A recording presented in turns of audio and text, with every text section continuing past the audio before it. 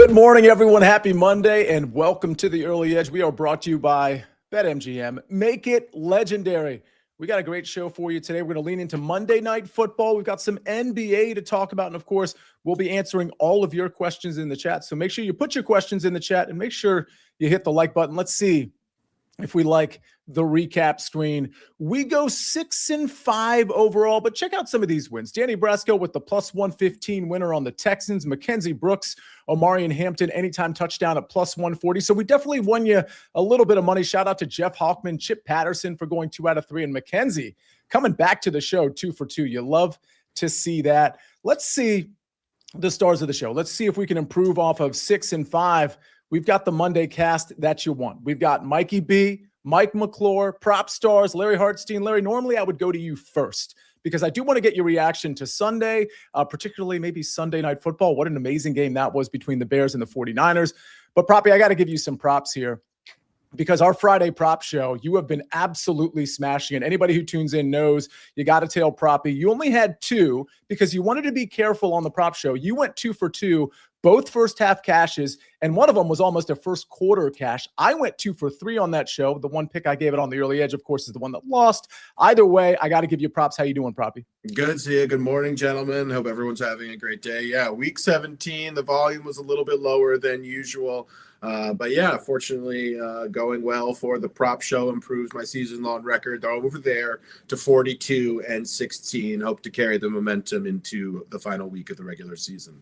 That is amazing. Larry, he managed to do that without even mentioning Matthew Golden. So I'm feeling like some growth from Propstarz. Either way, Larry, give me some reaction from Sunday. I don't know, does it start and finish with Niners Bears? That to me, and I didn't go back and look, that felt like one of the top 3 games of the season. Oh, it had to be. And it's great that Proppy has those stats handy to just casually toss in there. I appreciate that. But yeah, no, I think you got to give credit to the Bears, who had illness racking their team.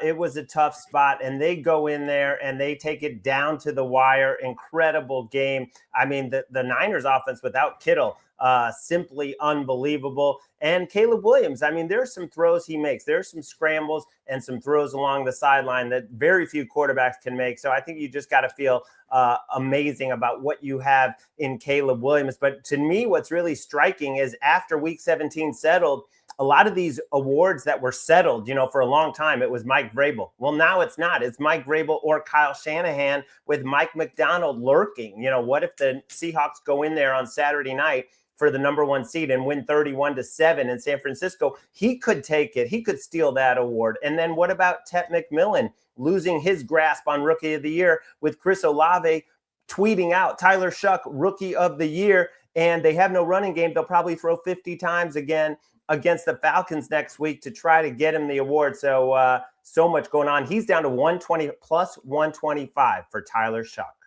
Proppy, you might recall, we talked a lot about Tyler Shuck on the Friday prop show. I gave out the Olave play with Chit, and I gave out the lean. It was a strong lean. If anybody listens to that show, you would recall of the Tyler Shuck over 1.5 touchdown passes at plus 155, plus 160, which of course came in. Shuck is playing some really, really good football. All right, let's get to some really, really good picks. Mikey B, we're going to come to you later for some NBA, but Mike McClure, why don't you kick us off? I thought we would come here with maybe a first quarter prop or first half prop, but you're going with a passing attempts prop. Talk to me. Yeah, rare play, but I'm going to speculate on the Rams and Matthew Stafford potentially not playing at 100% for the entire game tonight. I do think he's very clearly, obviously, involved in that MVP race. So what I think it could look like is more of a conservative effort in the passing game between the 20s. Let Matthew Stafford essentially throw the touchdown passes, add to the totals. But the number at 33.5, going to go under on the attempts here, minus 102. This number has moved a little bit since I put it in. You can still find a minus 108 in the market, but I would expect it to close minus 130 or drop down to 32.5 potentially later today, as the narrative that the Rams could rest a bit in game certainly will grow towards the kickoff of this one. When you look at what Sean McVay and company has done in the past, they have been very quick to rest players when they have the opportunity. Why I think that'll happen here, first of all, we've seen it a lot of times in preseason, but why I think it'll happen here with the results that happened Sunday, the Rams are locked into a road outdoor playoff game to start this playoff run that they have, which means they're going to have to win multiple games on the road if they want to go to the Super Bowl. They're dealing with Devontae Adams' injury already. Puka Nacua is an absolute warrior, but he's been in and out of the blue tent numerous times. I don't think they take any additional risk here. And again, it may not look like pulling them completely from the game super early, but it may look like more rushing attempts. It may look like a more conservative game plan, more time off the clock, kind of get in, get out, and just look for them to rest over the next little way here, knowing that they're essentially locked in to one of those two relatively difficult road matchups ahead where they will need full health. So speculating here big time, but under on the passing attempts here for Matthew Stafford. Yeah, I mean, I think you can't help but speculate a little bit in this game because of the position that the Rams are in. Of course, if the Rams, and Larry, you might be going here, but if the Rams do win out, they go on the road, but they get to face the NFC South winner in all likelihood. Larry, is that where you were going to go? Yeah, and I don't have any issue with the play because I think you could definitely run on this very light light Falcons front with the Rams jumbo formations, and that certainly will be a huge part of the game plan. So I don't dislike the play at all, but I think where they take their foot off the gas is next week because you're playing the Arizona Cardinals. That's a game you could literally play a quarter or two of your starters and still get the win. And the difference between going to Carolina, going to Tampa, versus potentially going to Philly, a Philly defense that's been the best in the NFL since they got Jalen Phillips. And we saw it yesterday and what they did to Buffalo in the first half. I think that difference is big and will matter to Sean McVay. But like Mike says, in the past, the seeding hasn't mattered too much, but this is such a stark contrast. It is when you consider the NFC South. Now, listen, two things can be true. This could be, like Mike said, a pretty solid running game for both Kyren Williams and Blake Corum, and it could be something where the Rams still kind of play full throttle for 4 quarters. And Larry, I was going to go to you at the end of the show, but I just feel like your pick correlates so well with Mike McClure's pick. So talk to me about Kyren Williams. Yeah, I like both running backs in this game, but when you see Kyren Williams' number at 60.5, that's just too low for me. I would play this up to 63.5. He had 23 carries against the Seahawks, only got 70 yards. That was the number 1 rush defense in the NFL. The Falcons are giving up almost 5 yards carry in their last 3 games. As Mike talked about, it could be more of a balanced run-heavy script because the Falcons do have a good pass defense, but they're light up front. And I just think Kyren Williams is in a prime bounce-back spot. After running into the teeth of that Seahawks defense, this is going to feel a lot better. The Rams love to use those big sets with 3 tight ends on the field. I believe he's gotten 70 or more in 7 of his last 8 games. Kyren Williams over 60.5, too low for me. I think Blake Corum is also going to get 50-plus yards in this matchup. So what's so interesting is I was looking at Blake Corum as well. His rushing prop is 44.5, which was just a little higher than I wanted it to be, although I do lean to the over. I will mention, because I think people should know this, that Blake Corum's rushing attempt prop is 9.5 to 10.5, and we've got Kyren Williams at 14.5. So, I mean, it does lend itself to a lot of running in this game, which I think does, again, correlate to Mike's play as well. Proppy, do you have an opinion in this game in terms of, the Rams just playing a normal game or maybe throttling down in any way? Yeah, I don't have a strong opinion one way or the other. I anticipate the Rams just continuing to come out here and be effective. They've been a balanced team all season long. So, yeah, I think it'll be dictated ultimately by the game environment and what the Falcons are able to do. So I anticipate the Rams playing with a lead and likely being highly balanced. Mikey B, we're going to get to your NBA picks in just a second, but you do cover football. Do you have an opinion on this game, whether it be the spread? It's -7 at most places on the road in Atlanta. I just need Puka Nacua to do well for one of my fantasy football championships today. So I don't care what happens otherwise. As long as Puka Nacua does well, I'm happy. See it.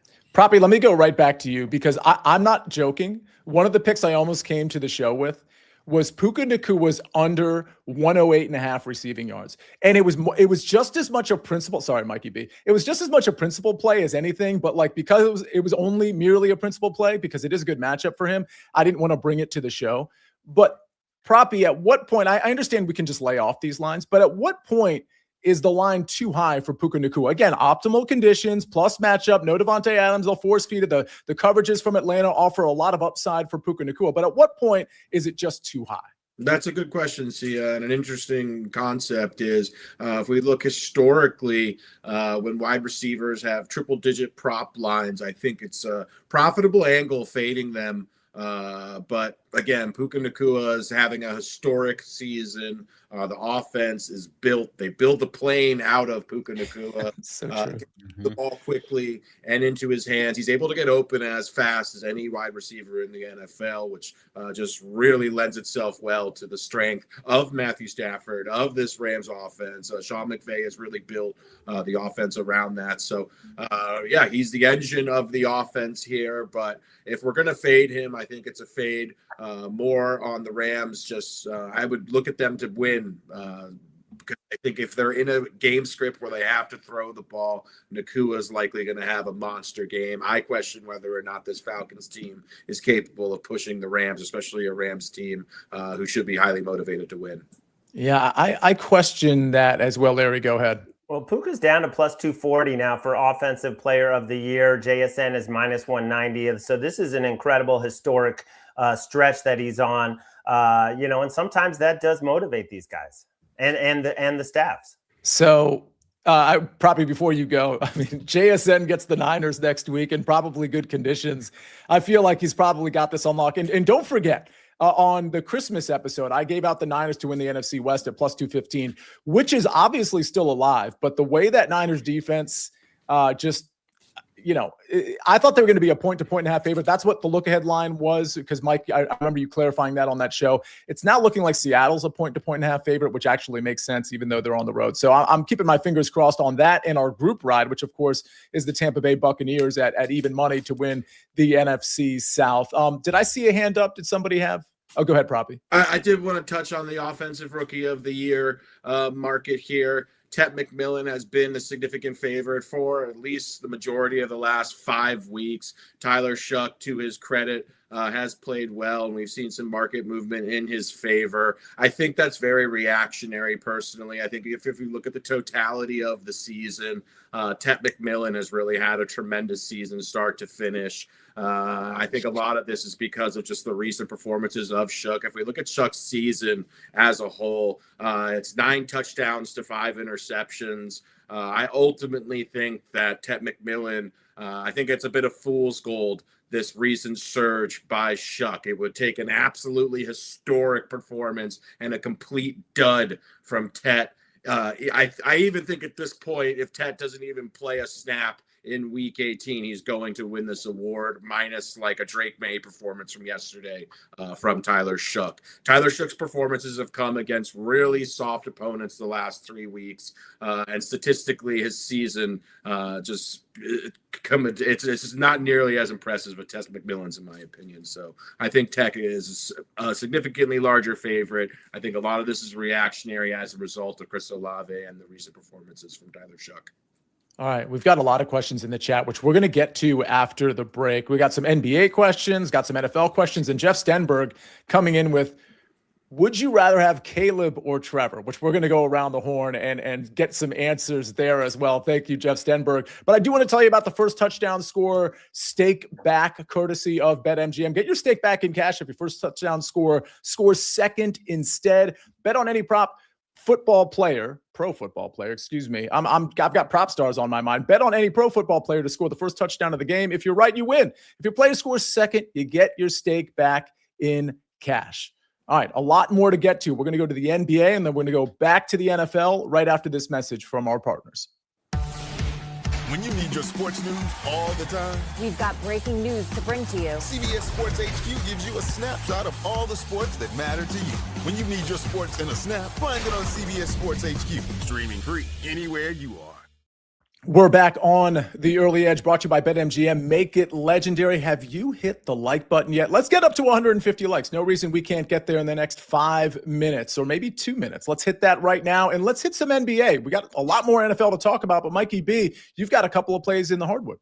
Yeah, we know we like Stephon Castle assists, so we're going to go Stephon Castle over 6.5 assists against the Cavaliers at -115. He has at least 7 of them in 4 of his last 5 games. The key here is Victor Wembanyama played 28 minutes against the Jazz on Saturday. That's the most that he's played in a game since returning from injury. He also started that game, which was his first start since coming back from injury. So now that he's got his main man, the best lob threat in the NBA back, he's facing a Cavaliers team that ranks 19th in the league in assists allowed per game. So I like Stephon Castle over 6.5 assists. And we're going a bit deep into the well here, Sia. Oso Ighodaro, that's right, Oso Ighodaro of the Phoenix Suns, over 6.5 rebounds at -132. He's averaging 19 minutes a game for the season, but he's averaged 25 minutes over the last 5 games. He had at least 7 rebounds in 3 of those games. 2 of them, he hit double digits. I think he plays a lot again today because Mark Williams is serving a 1-game suspension for his altercation with the Pelicans. And who does he get to face? The Wizards, who have allowed the most rebounds per game in the NBA. So familiarize yourself with Oso Ighodaro and take his over 6.5 rebounds. Wizards been showing up lately a little bit. I remember the comment from Aaron Taylor a few weeks ago. I don't know if he's in the chat right now, where it was like something about taking the Wizards money line, and we all kind of like giggled a little bit. But I don't know, Wizards are winning some games. What are they up to? 7 wins now? That, unfortunately for Wizards fans, that's progress. How about some questions before we get back to the NFL? Ray Garcia wants to know Giannis over 6.5 assists and Ant-Man over 4.5 assists, Mikey. I would rather play points, their points overs. I believe Anthony Davis is like 30.5. He's playing the Bulls. So that says about all you need to there. They play no defense. Every game's like 125 to 120. I would, if you're taking assists of those two, I'd prefer Giannis, the over 6.5. He's got a good matchup tonight too. All right, let's circle back to the NFL. We'll still take some NBA questions if you have them, but we got a lot of NFL questions, and there are some. And it's usually, it's relating to the rushing attempts, mostly with Bijan Robinson Proppy, but there are some questions regarding Bijan. You have a play on his receiving yards. I do here. Yeah, I'm going to be fading the great Bijan Robinson, going under on his receiving yards, 44.5 here versus the Rams. I've talked about this at length. What really truly makes Bijan special is his receiving ability. He's truly one of the most versatile backs in the same category as a Christian McCaffrey and a Jahmyr Gibbs. He's had a great season receiving as well. He's a positive regression candidate in the touchdown department, but I think the Rams are going to prioritize shutting him down through the air, at least trying to contain him. We saw that when they faced Jahmyr Gibbs, who's been one of the best receiving threats out of the backfield. He had 7 targets versus this Rams defense, only mustered 20 receiving yards. So while the Rams on paper do look like a plus matchup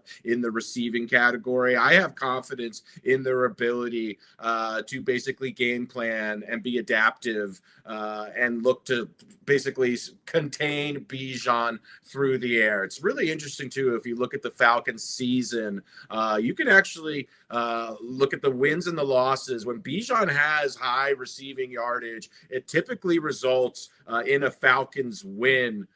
Versus when he's been contained through the air, it's likely a result. He's averaging significantly more receiving yards per game in Atlanta victories versus Atlanta losses here. So I'm confident, just based on watching this Rams team and their ability to adapt defensively and game plan, that they're going to try to limit Bijan Robinson here through the air. 44.5 yards is a large receiving line for any back here. So I expect a lot of defensive attention. I expect the defensive game plan to be built around slowing down Bijan. So I think this is a good spot to fade him, despite it looking like a plus matchup. Jerry Edlin, I'm going to go to you, Larry, on this question because you had a rush attempts play, or a rushing yards play, I should say. Jerry Edlin wants to know Bijan over 16.5 rush attempts. He needs that to finish off his parlay. He wants to know any chance that hits. And I will say the over 16.5 at most books is juiced slightly to the over. So it is looking like it's trending towards 17 rush attempts. But Larry, that's still a lot, especially when you have Tyler Algier in the backfield as well. Yeah, and especially when the Rams have been causing teams to throw 68% of the time in the last 3 games, partially because they are solid against the run, but also because they get these leads, and their offense is so efficient that you have to play catch up. So I hope you get there. I'm not playing it. Mike, it looks like, Mike McClure, it looks like you had some commentary on Darnell Mooney. Drew Martin wanted to know if if somebody like Darnell Mooney over 24.5 receiving yards? Yeah, look, I think the opportunity is certainly going to be there. I think having the additional attention on Bijan out of the backfield will help. Having Drake London out there will help him, and not from a volume standpoint, though. So I personally, if I had to play anything Mooney, it would be his longest reception. That line is sitting 15.5. I would put Darnell Mooney in this kind of a game. His kind of longest reception number should be closer to 17.5, 18.5. So I actually believe Mooney's numbers used to be 19.5 and 20.5 in somewhat similar roles. If I had to play anything on Mooney, while the number looks enticing there, I would play something that I can truly cash on one catch, which would be the 15.5 on the longest reception. I think Mooney is an interesting negative correlation candidate because he's just not getting the volume at all. And I'm noticing his receptions prop in some places is 1.5, but it's 2.5 in other places. So if you can take the under 2.5 and then maybe even get him up to like 40 plus. So 40 plus, under 2.5 receptions, anytime touchdown, if you want to throw that in for like a huge payout. I think Mooney's one of the better negative correlation candidates. I don't really like any on the Rams side. So it would probably be Mooney or nothing for this game for me. I know people are generally interested in that. You might be interested in my pick. So my pick is a little unorthodox. Normally I would just come with a straight prop, usually a player prop, as opposed to something against the spread or a total. But I am like, there is a little bit, we mentioned the word speculation. There is a little bit of speculation going on with this game. So I'm going to do something I'm a little more comfortable with, and it's going to be a first half parlay. We're going to take the Rams first half. We're going to take it down from 3.5 to 2.5, get under that key number of 3. I do expect them to be winning, obviously, by 3 or more. I think they're the far better team, but I also think Atlanta's going to show up in this game. The other part of the parlay is the alt line. These are both alt lines, of course, is the first half under of, now, just so you know, the first half under is 24.5. I'm going to take the first half under. I'm going to take it all the way up to 30.5. So like 17 to 13 would get us there. This pays plus 108. So again, Rams minus 2.5 first half, and first half under 30.5 is my play. I mean, really what this comes down to is I know we have optimal conditions, and I know we have at least one really good offense, but any of these drives that end in field goals or maybe 1 or 2 that end in punts, you're going to get that under 30.5. It's going to take a pretty big explosion to get to 31 points in the first half. And by the way, I think the Rams offense is going to move pretty easily. Don't forget, Jacoby Brissett was moving the offense pretty easily, getting into plus territory last week, and they just stumbled in plus territory. That's a bit of a credit to the Atlanta Falcons, but I don't think the Rams are going to struggle when they get to plus territory. I do think the Falcons are going to struggle a little bit, and I also think we're going to see a lot of the running game, like Larry and Mike McClure have alluded to early in this one in particular. So give me that first half parlay. Larry, go ahead. Yeah, I like that play. There was a question about defensive angles that I'm looking at for this game, and the Rams are the number 1 matchup right now for opposing safety. So I'm looking at Jesse Bates over 6.5 at plus money, Xavier Watts over 5.5, not plus money like in the minus 120 range, but haven't locked it in yet. Let me go right back to you, Larry. We mentioned Blake Corum, or you mentioned Blake Corum. I mentioned him as well. Do you like his rush attempts over? Let's just assume we can catch it at 9.5. Would you like that as well? Yeah, I would lean over. He's been cashing for everyone the last few weeks. You probably don't want to run Kyron into the ground. So I think they're both going to have great nights tonight. And like Mike said, not expecting 35 to 40 pass attempts. We're going to get to first touchdowns in a little bit. Put your first touchdown in the chat. And if you're listening to this show after the fact, thank you for listening. Put the first touchdown score in the YouTube comments as well. Put your first touchdown score. Ryan Finger says Abs minus 1.5, puck line plus 110. And Mike McClure, you had something as well. Yeah, just a quick commentary on the negative correlation that you're looking at. I actually think there's opportunity on Puka tonight on reverse correlation there. With the touchdown plus 1522, it's plus 997 to go over on yards and under on receptions. We've seen many times Puka's median number and outcome in receptions is right at 7.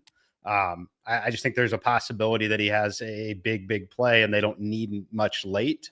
So I would consider Puka, again, I'm staring at it now, over yards, under 7.5 receptions, plus 997, basically 10 to 1. Yeah, so 10 to 1. I love that. So you add the touchdown in, and it only grows to plus 1,500, as you put in the comments here, right.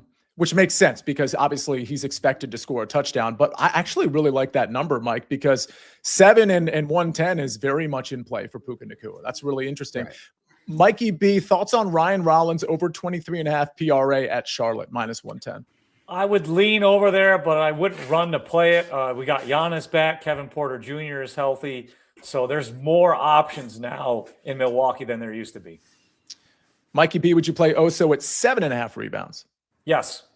Okay.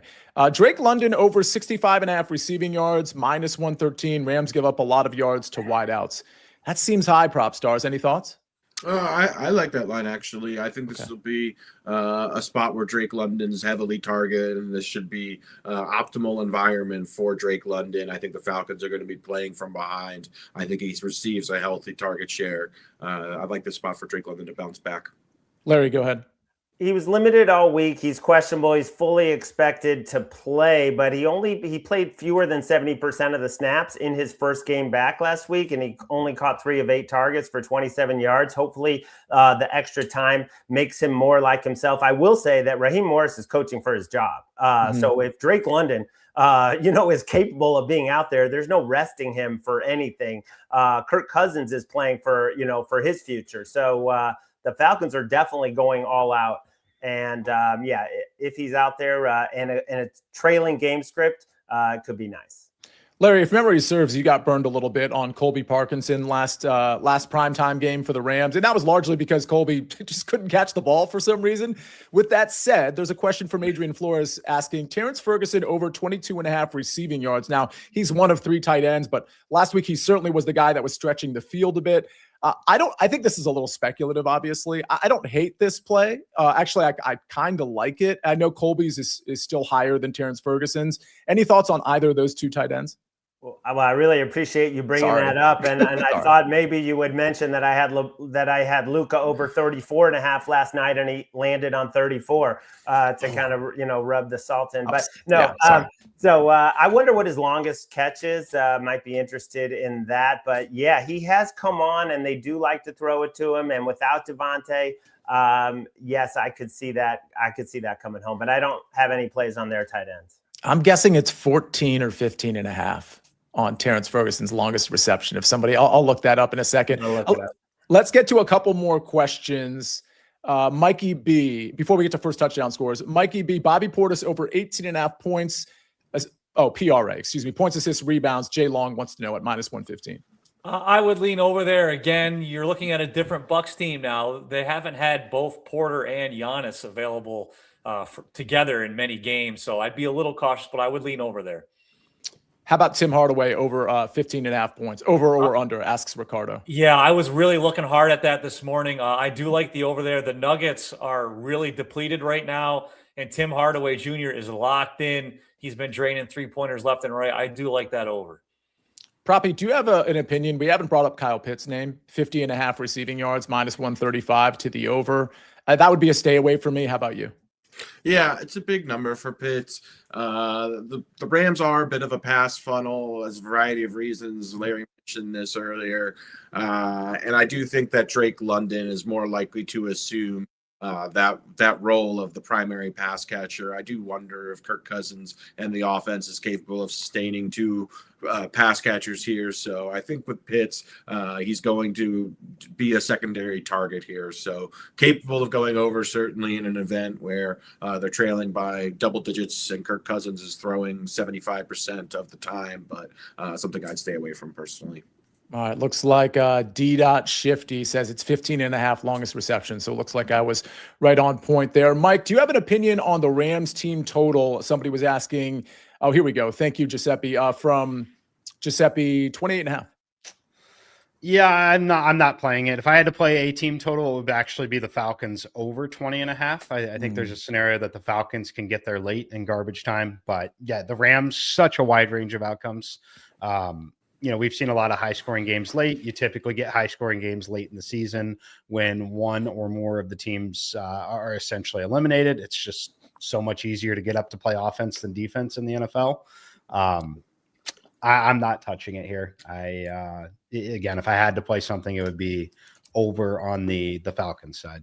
And see if I could just jump in. What's so crazy about the Falcons and how many games they've blown they can still get into a three-way tie with Carolina and Tampa Bay if they win out, and that would give Carolina the division even if they lose. But to think of all the games the Falcons have blown late, this team,